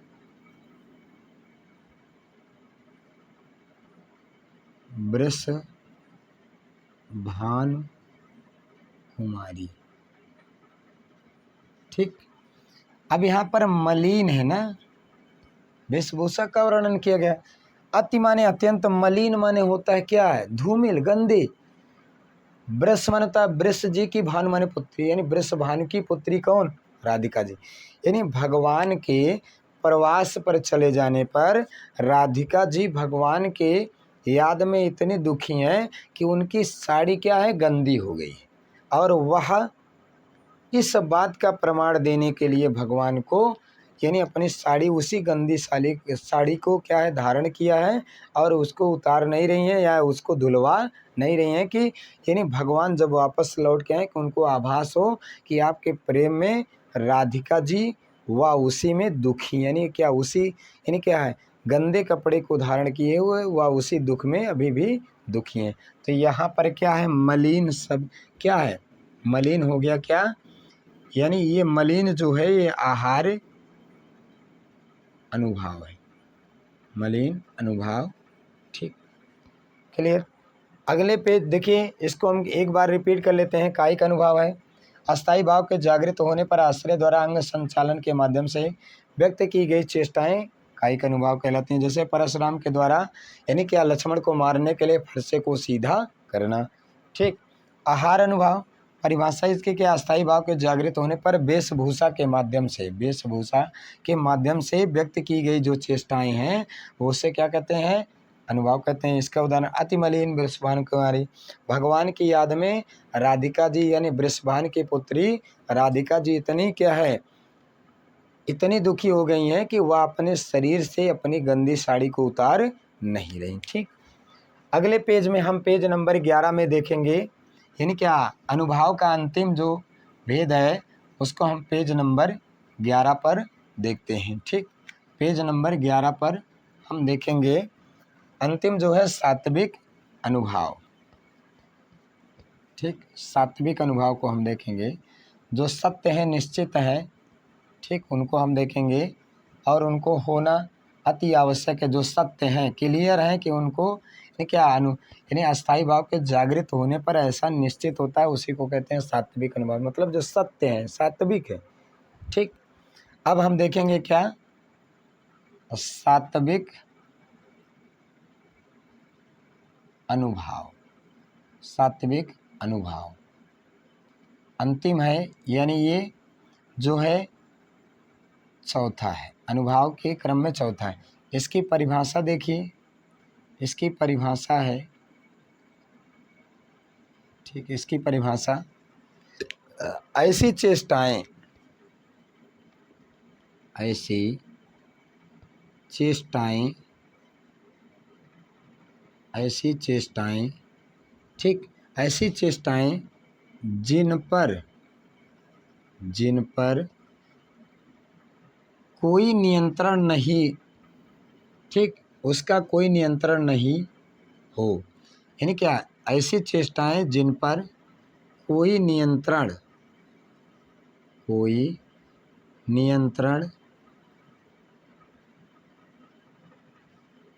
अस्थाई भाव के जागृत होने, यानी क्या, ठीक, ऐसी चेष्टाएं जिन पर भाव के, ऐसा लिखिए, यानी ऐसी चेष्टाएं जिन पर भावों के जागृत होने पर, ठीक, ऐसी चेष्टाएं जिन पर भावों के जागृत होने पर कोई नियंत्रण नहीं होता, कोई नियंत्रण नहीं होता, कोई नियंत्रण नहीं होता, उसे, ठीक, उसे सात्विक अनुभाव कहते हैं, उसे सात्विक अनुभाव कहते हैं। आप इनको कह लीजिए कि निश्चित यानी सत्य है कि वो भाव के जागृत होने पर उसको होना है, ठीक, यानी कि आप भाव के जागृत होने पर वो सात्विक है, सत्य है कि उसको क्लियर है कि उसको होना है, ठीक। जैसे इसमें देख लीजिए, जैसे, ठीक, जैसे स्वेद, अस्थाई भाव के जागृत होने पर स्वेद का होना, स्वेद माने पसीना, इसका मतलब होता है क्या, पसीना। क्रोध आने पर इंसान को पसीने पसीने भी हो जाता है, भय होता है तो भी उसके मस्तक पर पसीने आ जाते हैं। उसके बाद पहला हो गया, दूसरा फिर क्या है, यानी क्या, रोमांच, रोमांच, रोमांच, यानी रोमांच का अर्थ क्या है, रोमांच है, इसका मतलब है रेंगटे खड़े हो जाना, ठीक, रेंगटे खड़े होना, ठीक ना, रेंगटे खड़े होना, मतलब रोए खड़े हो जाना। उसके बाद तीसरा आप देख लीजिए क्या है, चेहरे का रंग बदलना, वही क्या, वैवर्ण, ठीक, वैवर्ण है, ठीक, वैवर्ण, वैवर्ण का मतलब है चेहरे का रंग, चेहरे का रंग बदलना, ठीक, मतलब जैसे मनुष्य जब क्रोध में आता है तो उसके चेहरे का रंग क्या होता है, बदल जाता है। और ये सत्य है कि यानी ऐसे भाव जागृत होने पर यानी ऐसे परिवर्तन, यानी चेष्टाओं में परिवर्तन होगा। तो ये तो हो गया क्या, ये तो हो गया जो है अनुभाव के भेद। अब एक बच रहा है रस अवयव में, क्या है, संचारी भाव, उसको हम अगले पेज में देख लेते हैं, ठीक। और क्या है, सभी संचारी भाव को देखेंगे, उसकी परिभाषा देखेंगे, ठीक, और पेज नंबर 12 पर उसको हम देखेंगे। तो यदि आपको हमारा यह पढ़ाया समझ में आ रहा तो आप हमारे चैनल ज्ञान गुरु हिंदी 97 को सब्सक्राइब कर लीजिए, ठीक, और कमेंट भी कीजिए, जिससे कि मुझे पता भी रहे कि आप यानी इस चैनल पर शिक्षण यानी क्या, ज्ञान यानी क्या, शिक्षण कार्य के रूप में यानी ज्ञान को प्राप्त कर रहे हैं। हमारे द्वारा शिक्षण कार्य किए गए जो कार्य हैं उससे आपको ज्ञान प्राप्त हो रहा है। तो आइए हम देखते हैं क्या है अगला जो है, यानी जो चौथा था वह कौन था, संचारी भाव, संचारी भाव, और इसी को व्यभिचारी भाव भी कहा जाता है, इसी को व्यभिचारी भाव भी कहते हैं, ठीक। संचारी भाव या व्यभिचारी भाव हम पढ़ने चलें। इसकी परिभाषा देख लेते हैं, इसकी परिभाषा, ठीक, वह भाव, ठीक है, वह भावनाएं, वह भाव जो बीच बीच यानी क्या, वह भाव जो मानव के हृदय में क्षण भर के लिए उत्पन्न होते हैं, वह भाव जो मानव हृदय में क्षण भर के लिए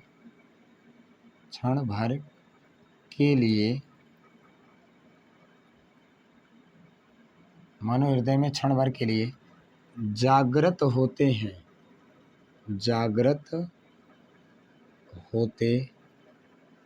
हैं, वह भाव, ठीक, यानी यहाँ थोड़ा मिस हो गया है, वह भाव जो, ठीक, यहाँ से इसको थोड़ा देखते हैं, परिभाषा लिखने में मिस हो गया था। वह भाव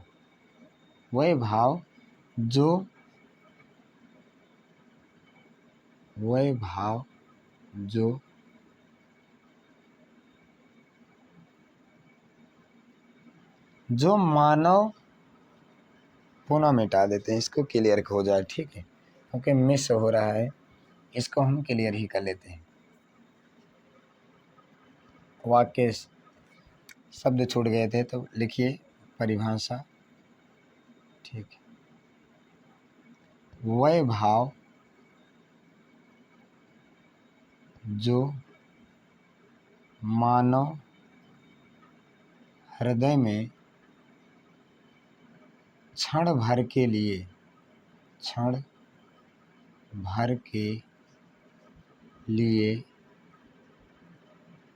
उत्पन्न, नहीं, क्षण भर के लिए जागृत लिखो, ज़्यादा अच्छा, जागृत होते हैं, उसे संचारी भाव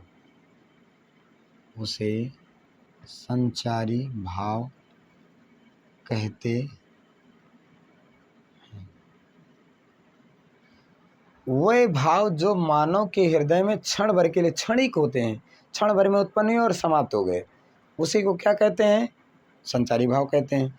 और इनकी संख्या कहते हैं, और इनकी संख्या, ठीक, 33 मानी गई है। और इनकी संख्या कितनी मानी गई है? 33 मानी गई है। वह भाव जो मानव हृदय में क्षण भर के लिए उत्पन्न होते हैं, उसे क्या कहते हैं? संचारी भाव कहते हैं। इनकी संख्या कितनी है? 33 मानी गई, ठीक, इनकी संख्या कितनी है? 33 मानी गई। अब एक एक को हम देख लेते हैं, 33 को हम देखेंगे, 33 संचारी भाव को। तो पहला हम देखते हैं क्या है? पहला है निर्वेद, पहला यहाँ देख रहे हैं निर्वेद। दूसरा संचारी भाव क्या है? गर्भ। तीसरा उसी क्रम में क्या है? वीडा। तीसरा क्या है? बीडा, ठीक, ब्रीडा। चौथा उसी क्रम में, चौथी संचारी भाव क्या है? औहिथ्या, औहिथ्या। पांचवा उसी क्रम में क्या है? मद। छठा मोह। सातवां उसी क्रम में क्या है? धृति, धृति है। आठवां है जो है निद्रा, निद्रा माने सोना, ठीक। उसी क्रम में अगली जो संचारी भाव है, यानी क्या है? वह क्या है? निद्रा हो गया, यानी क्या? निर्वेद, गर्भ, ब्रीडा, औहिथ्या, मद, मोह, धृति, निद्रा। और एक हो जाएगा क्या? आलस्य। आलस्य 10वां हो जाएगा उसी क्रम में, जो है आलस्य, ठीक। यानी निर्वेद, गर्भ, ब्रीडा, औहिथ्या, मद, मोह, धृति, निद्रा, मति छूट रहा था, ठीक। मति 11वां हम देखते हैं क्या है? अपस्मार्म, अपस्मार। उसी क्रम में हम देखेंगे 12वां, ठीक है, अपस्मार 12वां देखेंगे। आवेग, आवेग, उसी क्रम में अगला जो संचारी भाव क्या, उग्रता, उग्रता, अगला जो क्या संचारी भाव क्या, उग्रता, औत्सुकता, औत्सुक, ठीक, औत्सुक के उसी क्रम में अगला जो संचारी भाव है वह है वितर्क, वितर्क, और अगला जो है उसी क्रम में वितर्क के बाद है असूया, असूया, ठीक, असूया है, ठीक, असूया, अगला जो है उसी क्रम में, ठीक है, 17वां, 17वां संचारी भाव क्या है, असूया के बाद स्मृति, स्मृति माने याद, स्मृति, अगला जो है उसी क्रम में शंका, ठीक, अगला उसी क्रम में त्रास, ठीक है, त्रास, अगली जो है संचारी भाव उसी क्रम में चिंता, अगले उसी क्रम में अगला जो है क्या है, दैन्य, दैन्य, अगला जो है उसी क्रम में मरण, अगला फिर क्या है उसी क्रम में विबोध, विबोध, उसी क्रम में अगला जो है वह है, ठीक, यानी 24वां जो है हम देखते हैं क्या है, 24वां व्याधि, व्याधि, उसी क्रम में अगला जो है उसको देखते हैं, व्याधि के बाद ग्लानि, ग्लानि, अगला उसी क्रम में क्या है उन्माद, अगला जो है चपलता, चपलता, उसी क्रम में अगला जो है वह कौन सा है, हर्ष, अगला जो है 28, ठीक, अमर्ष, आमर्ष, उसी क्रम में अगला जो है वह क्या है जड़ता, ठीक, जड़ता, फिर उसी क्रम में अगला जो बच रहा है उसको हम देख लेते हैं, यानी क्या 30वां जो है जड़ता के बाद स्वप्न, स्वप्न, उसी क्रम में अगला जो है 31वां जो है वह है श्रम, ठीक, उसके बाद उसी क्रम में 32वां जो है वह है विषाद,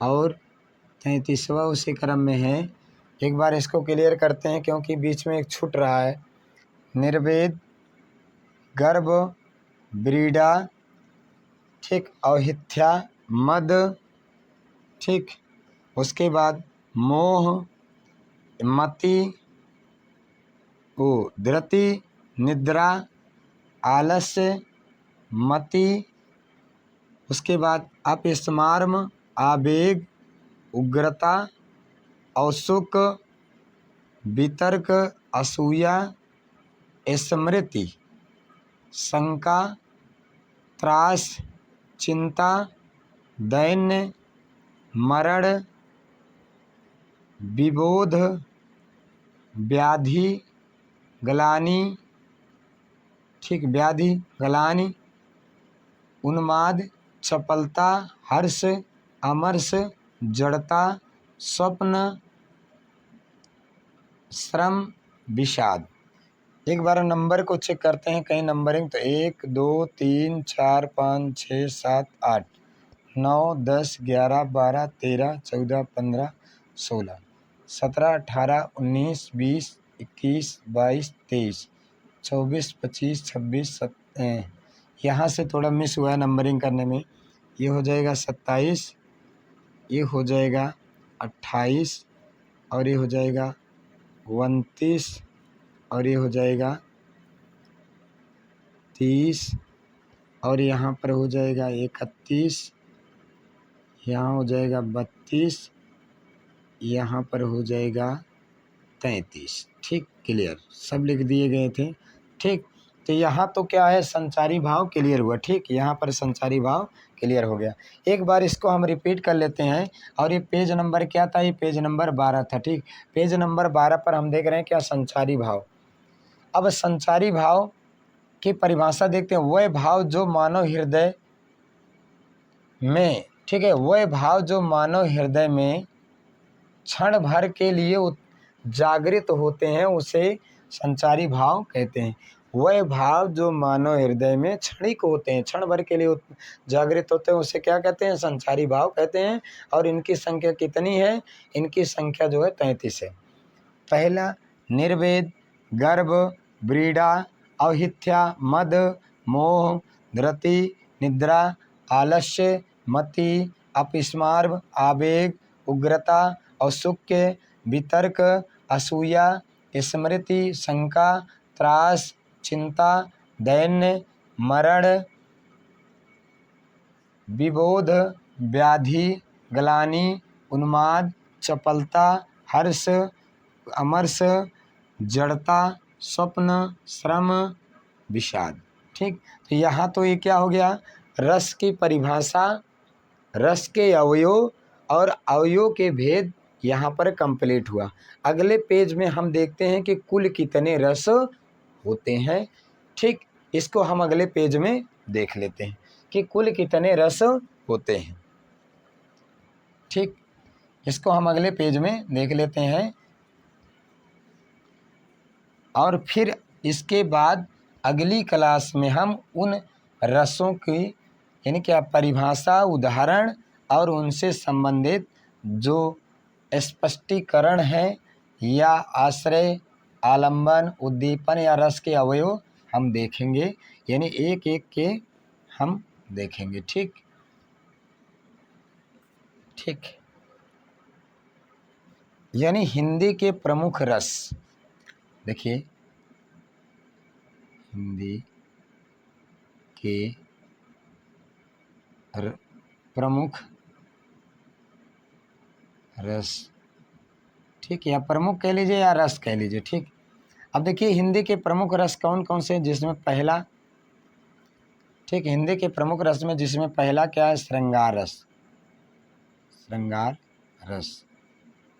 दूसरा कौन सा है, करुण रस, करुण रस। तीसरा वीर रस।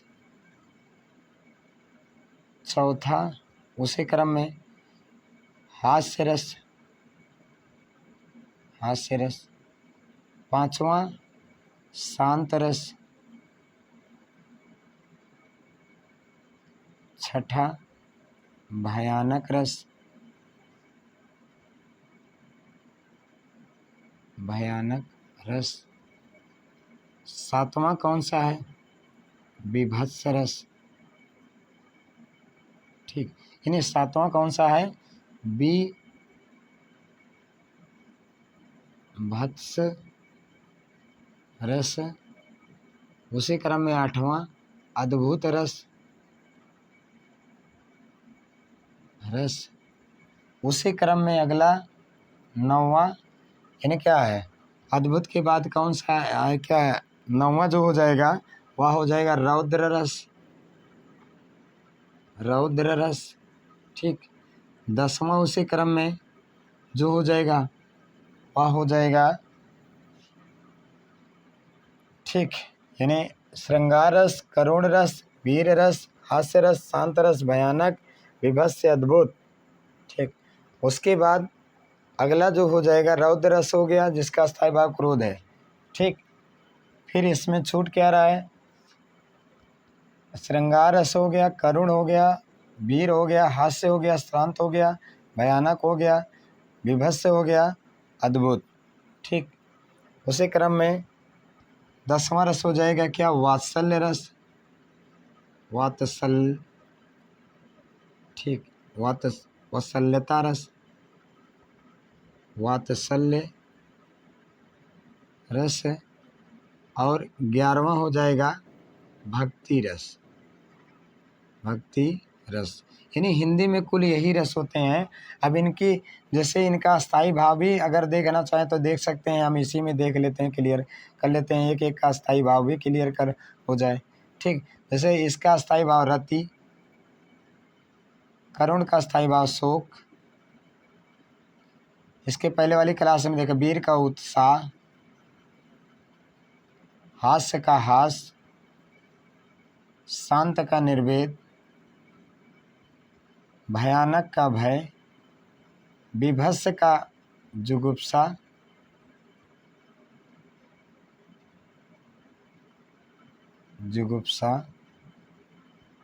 अद्भुत का विस्मय, रौद्र का क्रोध, वात्सल्य का वात्सल्यता और भक्ति का श्रद्धा। ठीक, कुल हमको इतने रस पढ़ने हैं। और अगले क्लास में हम ये क्या पेज नंबर 13 था, और पेज नंबर 13 में हम हिंदी के प्रमुख रस देख रहे हैं कौन कौन से हैं। तो पहला है श्रृंगार, दूसरा करुण, वीर, हास्य, शांत, भयानक, विभत्स, अद्भुत, रौद्र रस, वात्सल्य रस और भक्ति रस। अब हम अगले क्लास में यानी इन्हीं रसों के क्या क्या देखेंगे, परिभाषा देखेंगे। ठीक, पहला परिभाषा, दूसरा उदाहरण, और उसके बाद इन्हीं उदाहरणों में हम रस के अवयव देखेंगे। रस के क्या देखेंगे, अवयव। अवयव का मतलब स्पष्टीकरण। ठीक, उनका हम स्पष्टीकरण भी देखेंगे। ठीक, तो आज के लिए हमारा यह क्लास यहीं तक था। यदि आपको हमारा यह क्लास पसंद आया हो तो आप हमारे चैनल ज्ञान गुरु हिंदी 97 को सब्सक्राइब कर लीजिए, क्योंकि इसके बाद जो क्लास रहेगी उसमें हम एक एक रस को बहुत बारीकी से यानी कि रस अवयव के साथ स्पष्टीकरण के द्वारा हम समझते चलेंगे। ठीक, धन्यवाद। अगली क्लास में हम आपसे फिर मिलेंगे। ठीक, धन्यवाद।